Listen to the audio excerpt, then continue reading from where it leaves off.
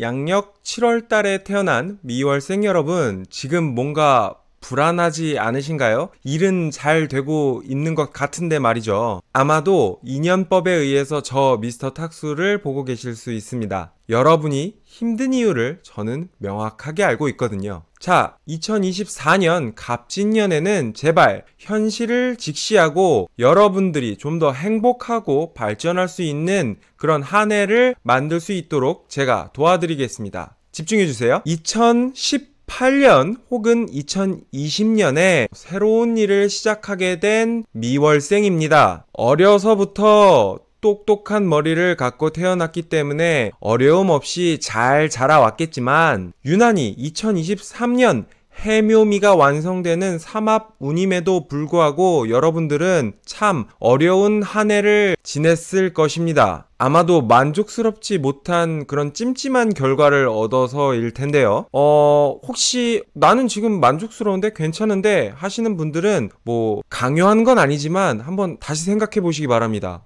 내가 혹시 그냥 정신승리를 하고 있는 건 아닌지요? 가장 큰 문제는 발전해야 되는 이 시기에 경쟁을 회피함으로써 경험치를 획득하지 못한 것에서 발생할 수 있습니다. 자, 다시 한번 생각해보면 2024년이 다가오기 직전인 이 시점에 여러분들은 어떤 인생의 큰 역경을 겪고 있다고 생각해도 과언이 아닙니다. 그동안은 나의 탄탄한 배경들이 여러분을 지켜주었을 가능성이 매우 높은데요. 특히 30대에 접어드는 우리 미월생이라면, 좀 늦게는 40대에 접어드는 미월생이라면 이제는 자신이 스스로 이 문제를 극복해야 되는 난관에 봉착했습니다. 어찌 보면 성인식을 치른다고 해도 과언이 아닐 텐데요. 이 나이에? 라고 생각하시겠지만 맞습니다. 경쟁을 회피했기 때문인데 너무 어려워하지 마세요. 2024년 갑진년은 우리 7월 달에 태어난 미월생이 자신을 객관적으로 바라보고 현실에 맞는 행동을 취해야 할 때입니다. 자, 주목해주세요. 지금부터 여러분들이 할 일은 기존의 것들은 다 버리고 다시 태어나는 겁니다. 그렇게만 된다면 다가오는 2024, 2025, 2026, 2027년까지 봤을 때 큰 성장을 이룰 수 있게 될 것입니다. 그럼 여러분들이 2027년까지 바라봤을 때 어떻게 준비를 해야 될지, 특히 이 갑진년에요. 어떻게 준비해야 할지 사주 천간에 있는 요소들을 구분하여서 차근차근 설명드리도록 하겠습니다. 먼저 천간에 임수나 계수가 있는 양력 7월 달에 태어난 미월생의 갑진년 운세입니다. 천간에 임수가 있는 양력 7월에 태어난 미월생은요, 자신의 현실, 분수에 맞지 않는 도전으로 현재 아주 어려운 상황에 직면해 있을 가능성이 높습니다. 특히 천부적인 재능을 갖고 태어나서 어려서부터 영특하다는 소리, 주목을 많이 받고 인기가 많았던 사람, 막힘없이 쭉쭉 나아갔던 그런 미월생은요, 지금 내가 하고 있는 일이 그 재능과 연관성이 있는지 한번 검토해 보시기 바랍니다.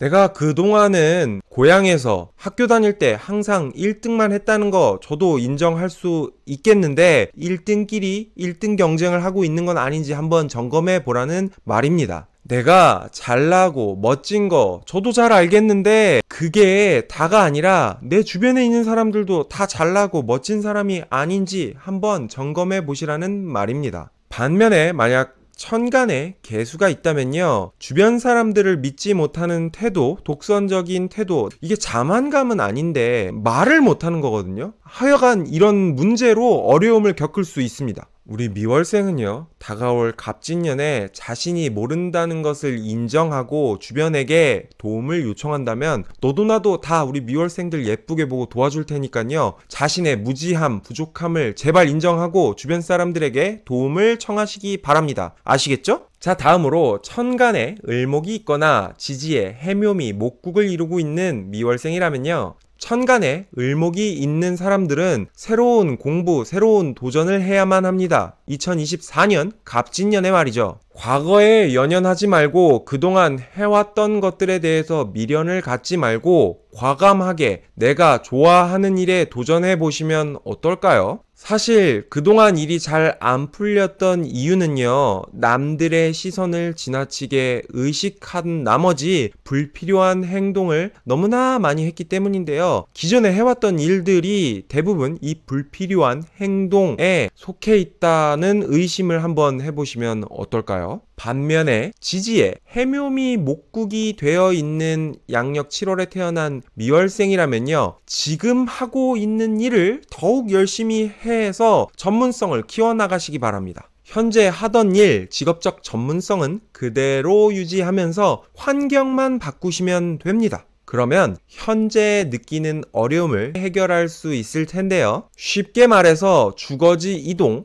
부서 이동 등 한번 주변 환경을 바꿔보시고 하다못해 책상 정리라도 좀 해보세요. 자, 마지막으로 천간에 신금이 있거나 지지에 사유축이 있는 미월생입니다. 천간에 신금이나 지지에 사유축이 되어 있는 사람들은요, 내가 준비 과정은 없이, 실패에 대한 경험 없이 무조건 일이 잘 되기를 바라고만 있는 것은 아닌지 한번 생각해 보시기 바랍니다. 가장 중요한 것은 실행이고 실천이며 그것에 따른 실패와 피드백입니다. 내 생각만 가지고 진행해서 일을 끝마쳤을 경우에 그게 과연 현실에 맞는지, 적합한지, 경제적 타당성이 있는지 한번 검토해 보실 필요가 있다는 말입니다. 그래서 천간에 신금이 있거나 지지에 사유축이 되어 있는 우리 미월생들은 요런 실수를 반복하실 수 있으니까 다가오는 갑진년에는 제발 전문가의 조언 그리고 대중들의 평가에 민감하게 반응하시기 바랍니다. 소비자가 왕이다, 이런 생각으로 일을 진행해 주시면 좋겠습니다. 팔려야 의미가 있을 거 아니겠어요? 자, 이제 2024년 갑진년 운세, 건강운, 학업운, 재물운에 대해서 세세하게 설명드리도록 하겠습니다. 먼저 재물운입니다. 큰 실수만 저지르지 않는다면 급여도 상승하고 사업하시는 분들은 매출도 증가하는 결과를 얻을 수 있을 것입니다. 만약 너무 이익에 무관심한 사람이라면 내 연봉이 저평가될 수 있고요. 그러니까 내 몸값이 저평가된다는 말이고요. 사업을 하시는 분들의 경우 예를 들어서 물건을 파신다 했을 때 다른 사람들보다 물건을 싸게 팔고 있는 건 아닌지, 마진이 너무 적은 것은 아닌지, 이런 것들을 고민해 보시면 좋겠습니다. 특히 천간에 무토가 없는 경우 저평가의 위험성이 크게 있으니까 한번 꼭 점검해 보시기 바랍니다. 그래서 만약에 내가 저평가돼 있을 경우에는 가격을 올리시든지 상사나 나를 평가해주는 담당자에게 좀 생색도 내보고 내가 이런 성과를 내고 있어서 다른 데서도 좋은 러브콜이 온다, 이런 식으로 좀 압박을 해주시면 어떨까요? 다음은 건강운입니다. 고질병이었던 체력 부족 현상이 심하게 드러나서 문제가 될 수 있습니다. 특히 과한 휴식에 의해서 나태함이 깊어지면 일을 몰아서 하고 또 길게 쉬고 하는 것들이 반복되면서 굉장히 건강이 악화될 수 있는데요. 규칙적인 생활 습관을 유지하는 게 가장 중요합니다. 내가 낮에는 쓸데없이 잡담을 많이 하고 밤에 밀린 일을 하느라고 늦게 자지는 않는지, 이런 것들이 되게 중요하거든요. 남들 일할 때 같이 일하고 남들 일하지 않을 때 같이 쉬고, 요런 생활 패턴 개선이 필요한 시점입니다. 다만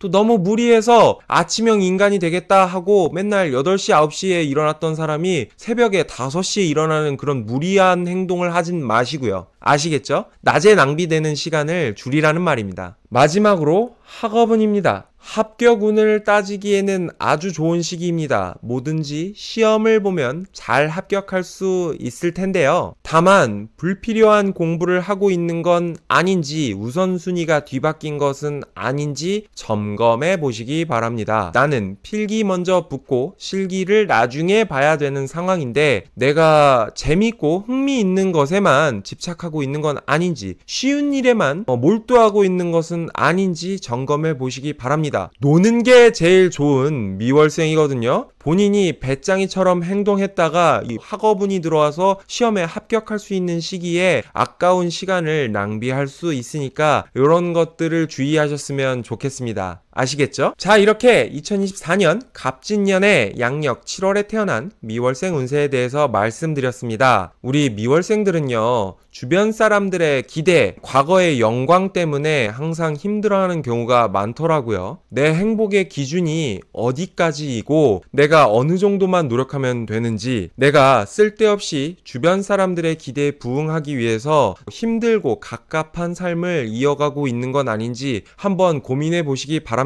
행복이라는 것을 만족하는 데는 적정 경제 수준이라는 게 명확하게 있다는 뜻입니다. 저 탁수를 예로 들면요, 저는 1년에 한 번에서 2번 정도 해외여행 나갈 수 있고 또 일주일에 한 번씩 외식할 수 있는 그런 경제 수준이면 되거든요. 제가 계산해 보니까 대략 한 달에 400?